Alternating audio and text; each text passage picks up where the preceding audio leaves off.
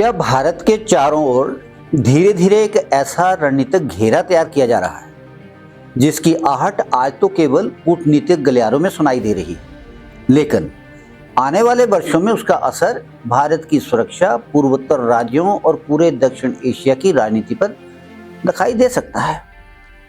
क्या चीन सिर्फ एक नदी पर बैराज बनाने में रुचि ले रहा है, या फिर उसकी नजर भारत की उस सबसे संवेदनशील रणनीतिक जगह पर है जिसे भारतीय सुरक्षा व्यवस्था की जीवन रेखा माना जाता है?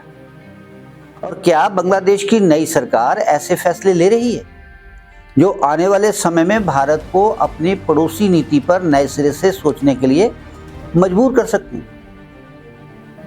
आज हम किसी देश के खिलाफ नफरत फैलाने नहीं, बल्कि तथ्यों, भू राजनीति और राष्ट्रीय सुरक्षा के दृष्टिकोण से पूरे घटनाक्रम का विश्लेषण करेंगे। नमस्कार साथियों, मैं हूं ओपी वशिष्ठ और आप देख रहे हैं रुद्राष्ट्र। साथियों, अंतर्राष्ट्रीय राजनीति में भावनाओं की नहीं, केवल राष्ट्रीय हितों की भाषा समझी और बोली जाती है। इतिहास में चाहे कितनी भी मित्रता रही हो, हर देश अंततः वही निर्णय लेता है जो उसे अपने हित में दिखाई देता है। इसलिए भारत के लिए भी यह आवश्यक है कि वह अपने पड़ोस में होने वाले हर बड़े बदलाव को केवल राजनीतिक घटना नहीं, बल्कि राष्ट्रीय सुरक्षा के नजरिए से भी देखे। पिछले कुछ समय में बांग्लादेश से लगातार ऐसी खबरें सामने आई हैं जिन्होंने भारत के रणनीतिक विशेषज्ञों का ध्यान अपनी ओर खींचा है। सबसे पहले चीन और बांग्लादेश के बीच बढ़ता आर्थिक सहयोग, फिर बांग्लादेश के शीर्ष नेतृत्व की चीन यात्रा, उसके बाद तीस्ता बैराज मास्टर प्लान को चीन के सहयोग से आगे बढ़ाने की घोषणा, मोंगला पोर्ट सहित कई बुनियादी ढांचा परियोजनाओं में चीन की बढ़ती भागीदारी और इसी दौरान पाकिस्तान के साथ बढ़ते कूटनीतिक संपर्क। जब इन सभी घटनाओं को एक साथ रखा जाता है तब सवाल उठना स्वाभाविक है कि क्या यह केवल विकास की कहानी है या इसके पीछे कोई बड़ा रणनीतिक समीकरण भी बन रहा है। हाल ही में चीन यात्रा से लौटने के बाद बांग्लादेश के प्रधानमंत्री तारिक रहमान ने सार्वजनिक रूप से संकेत दिया कि तीस्ता बैराज मास्टर प्लान को चीन के सहयोग से आगे बढ़ाया जाएगा। विभिन्न मीडिया रिपोर्टों के अनुसार उन्होंने ये भी कहा कि इस परियोजना को भारत की आपत्तियों के बावजूद आगे बढ़ाएंगे। यदि यह रुख आगे भी बना रहता है तो यह भारत और बांग्लादेश के संबंधों में एक नया मोड़ साबित हो सकता है, कड़वाहट बढ़ सकती है। अब सबसे पहले यह समझना जरूरी है कि आखिर यह तीस्ता परियोजना है क्या। तीस्ता नदी तिब्बत से निकलती है, सिक्किम और पश्चिम बंगाल से होकर बांग्लादेश में प्रवेश करती है। यह नदी केवल पानी का स्रोत नहीं है, यह दोनों देशों के लाखों किसानों, सिंचाई व्यवस्था और जल प्रबंधन से जुड़ी हुई है। कई वर्षों से भारत और बांग्लादेश के बीच तीस्ता जल बंटवारे पर बातचीत चलती रही, लेकिन आज तक कोई अंतिम समझौता नहीं हो पाया। इसलिए इस नदी से जुड़ी किसी भी बड़ी परियोजना पर भारत की स्वाभाविक रूप से विशेष नजर रहती है। बांग्लादेश की इस नदी पर एक बड़े जल प्रबंधन और बैराज परियोजना का निर्माण करना चाहता है। चीन परियोजना में वित्तीय सहायता, तकनीकी विशेषज्ञता और निर्माण सहयोग देने की इच्छा जता चुका है। पहली नजर में यह एक सामान्य विकास परियोजना लग सकती है, लेकिन भारत की चिंता परियोजना से अधिक उसके स्थान और चीन की बढ़ती भूमिका को लेकर है।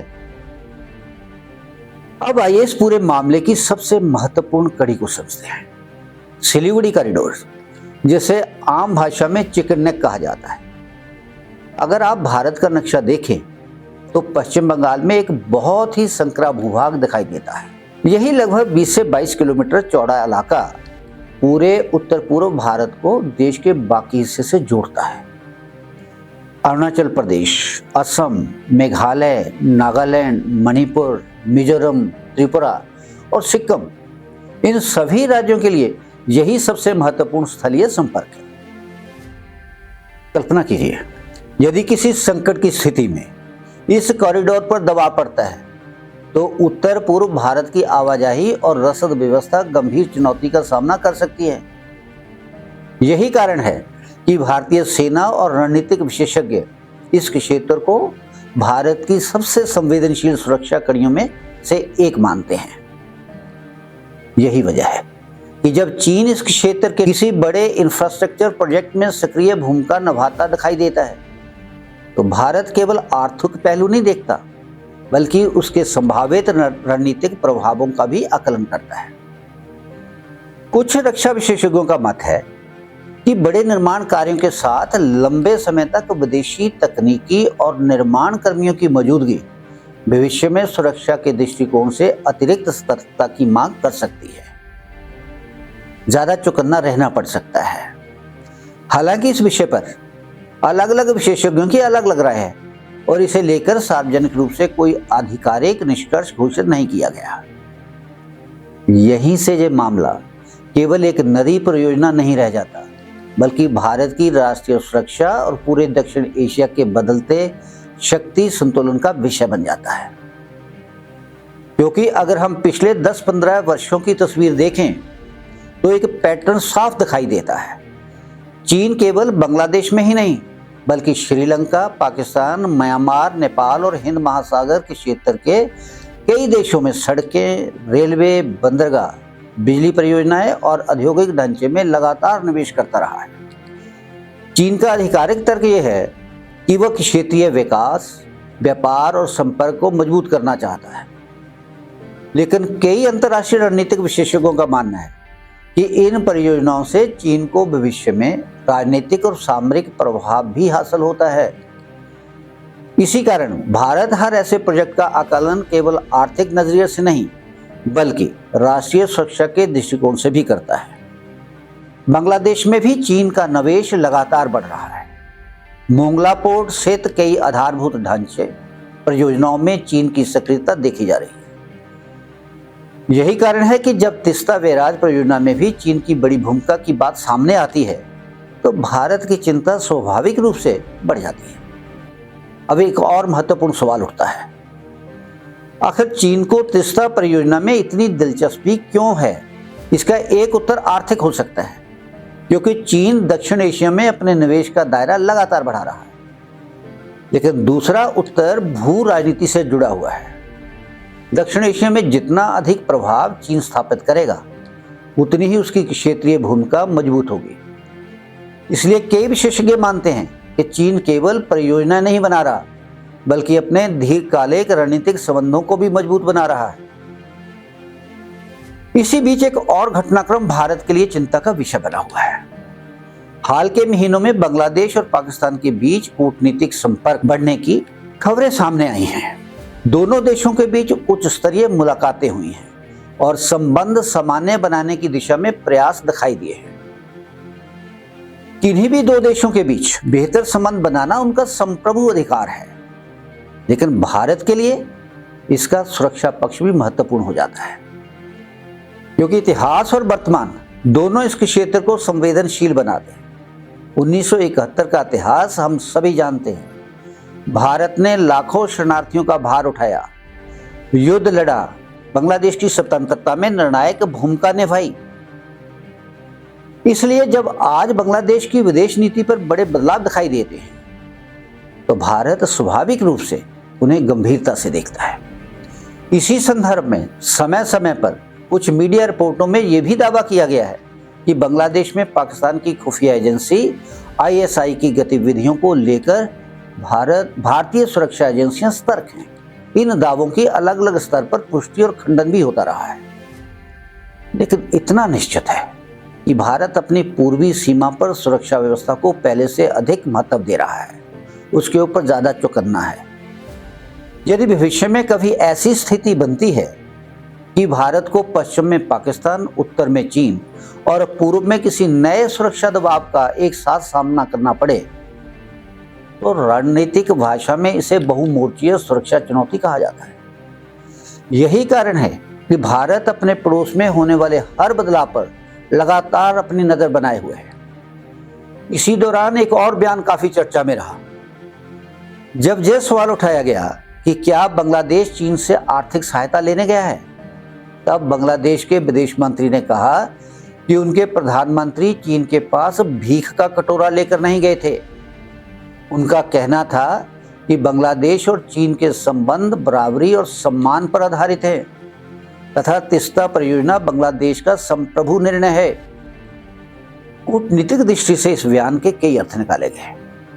कुछ विश्लेषकों का मानना है कि ढाका यह संदेश देना चाहता है कि वह अब अपने रणनीतिक फैसले स्वतंत्र रूप से करेगा और किसी एक देश की स्वीकृति पर निर्भर नहीं रहेगा।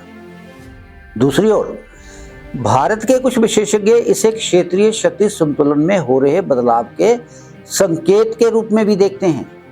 लेकिन यहाँ एक बात याद रखना बहुत जरूरी है, भारत और बांग्लादेश के संबंध केवल तीस्ता परियोजना तक सीमित नहीं हैं। दोनों देशों के बीच व्यापार, बिजली, सीमा प्रबंधन, आतंक विरोधी सहयोग और संपर्क व्यवस्था आज भी मजबूत है। इसलिए केवल एक घटनाक्रम के आधार पर यह कहना कि दोनों देशों के संबंध पूरी तरह बदल गए हैं उचित नहीं होगा। हालांकि यह भी उतना ही सच है कि भारत अब पहले की तुलना में कहीं अधिक सतर्क रहेगा। आने वाले समय में नई दिल्ली को केवल प्रतिक्रिया देने की नहीं बल्कि दूरदर्शी रणनीति अपनाने की आवश्यकता होगी। भारत के सामने अब 3 बड़ी प्राथमिकताएं स्पष्ट दिखाई देती हैं। पहली, बांग्लादेश के साथ संवाद और विश्वास बनाए रखना ताकि चीन को भारत और बांग्लादेश के बीच किसी स्थायी दूरी का लाभ ना मिल सके। दूसरी, पूर्वोत्तर भारत और सिलीगुड़ी कॉरिडोर की सुरक्षा, आधारभूत ढांचे और सैन्य तैयारी को लगातार मजबूत करना। और तीसरी, अपने पड़ोसी देशों के साथ आर्थिक सहयोग, निवेश और विकास परियोजनाओं को इतनी गति देना कि भारत स्वयं इस क्षेत्र का सबसे भरोसेमंद साझेदार बना रहे। साथियों, अंतर्राष्ट्रीय राजनीति में खालिस्तान कभी खाली नहीं रहता।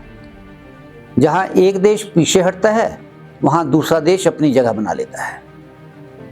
इसलिए भारत के लिए सबसे बड़ी चुनौती केवल चीन का विरोध करना नहीं बल्कि अपने पड़ोस में विश्वास, विकास और सुरक्षा, इन तीनों को साथ लेकर आगे बढ़ना है। कुल मिलाकर तीस्ता बैराज परियोजना अब केवल पानी का मुद्दा नहीं रह गई है। यह भारत की राष्ट्रीय सुरक्षा, चीन की क्षेत्रीय रणनीति, बांग्लादेश की विदेश नीति और पूरे दक्षिण एशिया के बदलते शक्ति संतुलन का प्रतीक बन चुकी है।